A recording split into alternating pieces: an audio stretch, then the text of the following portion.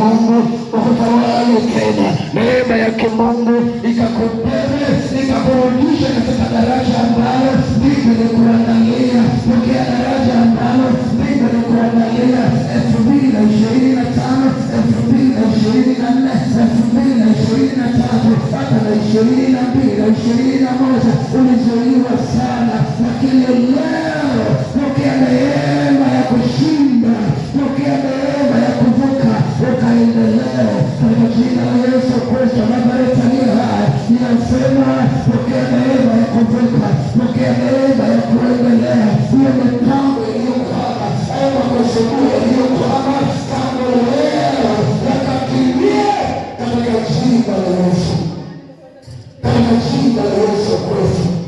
Hayo makusudi ya moyo wako yakakimbie kama kwa watoto hata kwa wazazi, yakakimbie katika jina la Yesu. Katika jina la Yesu, pokea neema, pokea uweza, pokea hiyo nguvu, pokea hiyo kibali, pokea hiyo mafuta ya kuendelea mbele. Jina la Yesu Kristo, ninasimamisha ile vita katika familia, ninaifidia nje kwa jina la Yesu Kristo.